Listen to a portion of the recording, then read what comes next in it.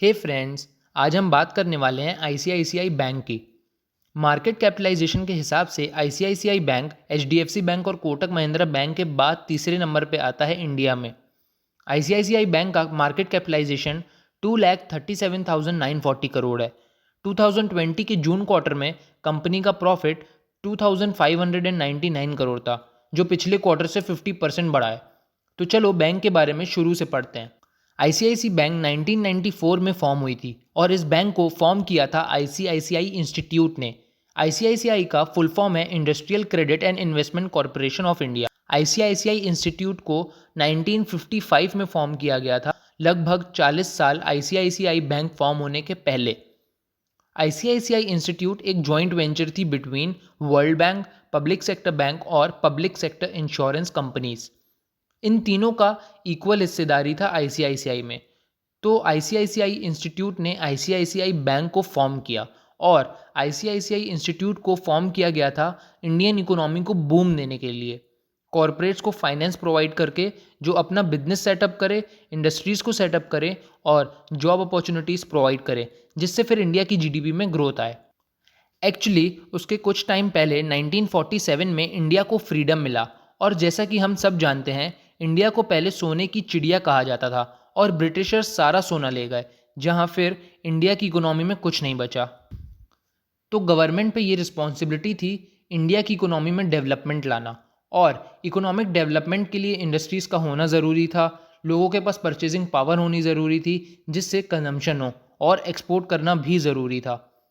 तो आईसीआईसीआई ने इंडस्ट्रीज़ को लोन देना शुरू किया, जिससे इंडस्ट्रीज़ खुलती गई, लोगों को काम मिलता गया। लेकिन फिर भी कंजम्पशन की प्रॉब्लम थी, लोग घर अफोर्ड नहीं कर पा रहे थे, कार अफोर्ड नहीं कर पा रहे थे। इसको सॉल्व करने के लिए रिटेल बैंकिंग और सर्विसेज की ज़रूरत थी, इसीलिए आईसीआईसीआई बैंक को फॉर्म किया गया था 1994 में। इसी टाइम पे कंप्यूटर टेक्नोलॉजी ने इंडिया में एंटर किया था और आईसीआईसीआई बैंक ने इसका फ़ायदा उठाया, ऑल ओवर इंडिया में ब्रांचेस खोल के और ब्रांचेस के ऑपरेशंस को एफिशिएंटली रन किया। जैसे हमने डिस्कस किया, कंजम्पशन बढ़ाने के लिए लोगों में परचेजिंग पावर होनी ज़रूरी थी, तो बैंक ने ब्रांचेस की हेल्प से लोन्स दिए, home loan, car loan, gold loan, personal loan, वो भी बहुत कम इंटरेस्ट रेट्स में। इससे ज़्यादा से ज़्यादा लोगों ने लोन लिया और कंजम्पशन बढ़ने लगा।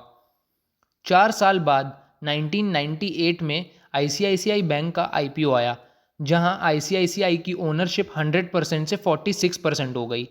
कंपनी का आईपीओ इंडिया में और यूएस में लिस्ट हुआ और आईसीआईसीआई बैंक इंडिया की पहली कंपनी बनी जो न्यूयॉर्क स्टॉक एक्सचेंज में लिस्ट हुई। आईपीओ के 2 साल बाद आईसीआईसीआई इंस्टीट्यूट का मर्जर हो गया आईसीआईसीआई बैंक में, और फिर आईसीआईसीआई बैंक ने बहुत जल्दी एक्सपैंड करना शुरू किया। बैंक ने retail banking, private banking services provide करवाई। उसके अलावा credit card facility, NRI services, financial services, ATM facility भी अवेलेबल करवाया। मोबाइल बैंकिंग और इंटरनेट बैंकिंग लॉन्च हुआ। बैंक ने बड़ी कंपनी से टाइप किया लोगों तक पहुंचने के लिए, जैसे टाटा ट्रस्ट और फोर्ड इंडिया। इंडिया के बहुत बड़े मंदिर जैसे सिद्धिविनायक टेम्पल से टाइप किया, जहां लोग बैंक के थ्रू ऑनलाइन डोनेशन दे सकते हैं, जिसने आईसीआईसीआई बैंक को इंडिया में वायरल कर दिया। जिस साल आईसीआईसीआई बैंक इस्टेब्लिश हुई, उसी साल एचडीएफसी बैंक भी फॉर्म हुई और एचडीएफसी बैंक भी बैंकिंग सर्विसेज प्रोवाइड करने लगी। इंडिया का मार्केट अभी भी बहुत बड़ा था, कस्टमर्स बहुत थे दोनों बैंकों के लिए, इसीलिए कंपटीशन की कोई दिक्कत नहीं थी। इंडिया में आईसीआईसीआई की 5,275 ब्रांचेज हैं, वहीं एचडीएफसी की बात करें तो उनकी 5,416 ब्रांचेज हैं।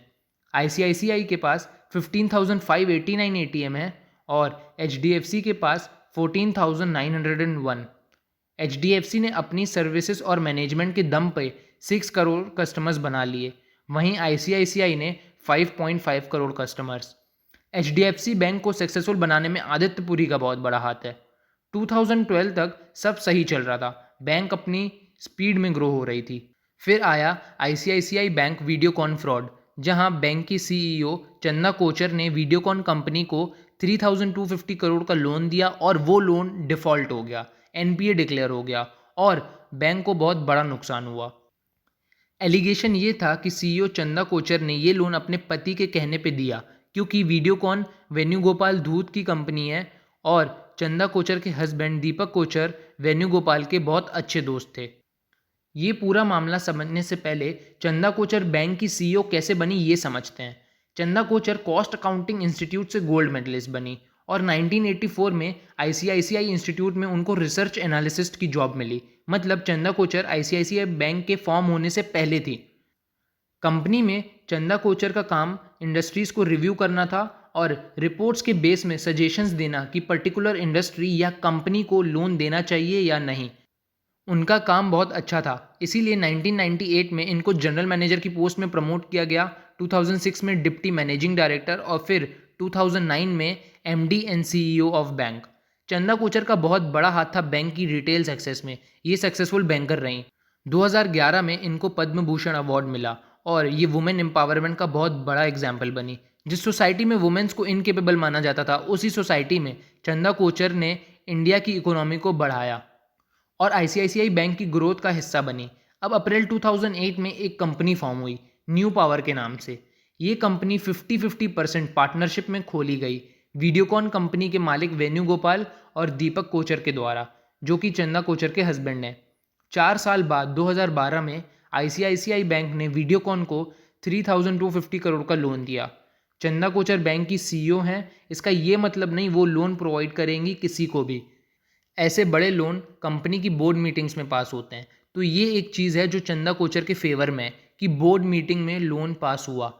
ट्विस्ट तब होता है जब ये लोन अमाउंट वीडियोकॉन के पास पहुंच जाता है और वीडियोकॉन के ओनर वेणुगोपाल ने न्यू पावर का अपना 50% स्टेक सिर्फ 9 लाख रुपीज़ में दीपक कोचर को बेच दिया। इतनी बड़ी कंपनी न्यू पावर, जो इंडिया में बड़े रिन्यूएबल प्रोजेक्ट्स कंप्लीट करती है, उसको सिर्फ 9 लाख में बेचा गया। तो ये चार्ज लगा है चंदा कोचर पे कि उन्होंने लोन के बदले में न्यू पावर का स्टेक 9 लाख में दिलवाया अपने हस्बैंड को। इंडिया में एनपीए होना नॉर्मल है। बैंक्स लोन प्रोवाइड करती हैं जो कुछ रीपे होते हैं, कुछ नहीं होते। लेकिन ऐसे केसेस जब एनपीए होते हैं तो इंटरनली कुछ गलत चल रहा होता है। ये बात सेबी और ईडी को तब समझ में आई जब आईसीआईसीआई ने वीडियोकॉन ग्रुप की कंपनीज को लोन दिया और उसमें से 650 करोड़ का लोन वीडियोकॉन की एक company Evans fresher and company limited को ट्रांसफ़र हुआ। 2012 में इनको ये लोन अमाउंट मिला और 2011 में इस कंपनी की नेट सेल्स सिर्फ 75 करोड़ थी और नेट प्रॉफिट सिर्फ 94 लाख था। लेकिन लोन इतने बड़े अमाउंट का, यहाँ से ईडी, सेबी और सीबीआई इनके पीछे पड़े हैं। तो चंदा कोचर पे, उनके हस्बैंड दीपक कोचर पे और वीडियोकॉन ग्रुप के मालिक वेणुगोपाल पे मनी लॉन्ड्रिंग का केस लगा है। ये इन्वेस्टर्स का पैसा है जिसे ये लोग अपने यूज़ ला रहे हैं। अब इस पूरे केस में आईसीआईसीआई का कहना है ये जो भी हुआ ये एक कोइंसिडेंस था कि लोन वीडियोकॉन ग्रुप को मिला और एनडीए डिक्लेयर हो गया। For the time being investigation चल रहा है और केस सुप्रीम कोर्ट में है। चंदा कोचर को सीईओ की पोजीशन से रेजिग्नेशन देना पड़ा। 2018 में संदीप बख्शी को बैंक का एमडी और सीईओ अपॉइंट किया गया है। कंपनी का नेट प्रॉफिट मार्च 2018 में 6,777 करोड़ था। मार्च 2019 में 3,363 करोड़, जो वापस 42% से बढ़ के मार्च 2020 में 7,930 करोड़ है।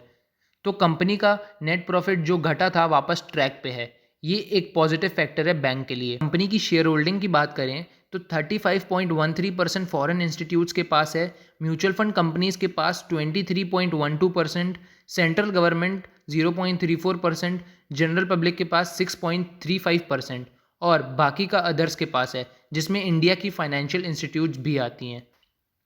बैंक 15,000 करोड़ रेस करने की प्लानिंग में है शेयर्स इशू करके। ये पैसा कंपनी अपने एक्सपेंशन और ऑपरेशंस में यूज़ करेगी। तो ये थी आईसीआईसीआई बैंक की केस स्टडी। वीडियो अच्छा लगा हो तो प्लीज़ लाइक करें और शेयर करें अपने फ्रेंड्स एंड फैमिली के साथ, ताकि वो भी आईसीआईसीआई बैंक के बारे में समझें और नॉलेज लें। और लास्ट में, थैंक्स फॉर वॉचिंग।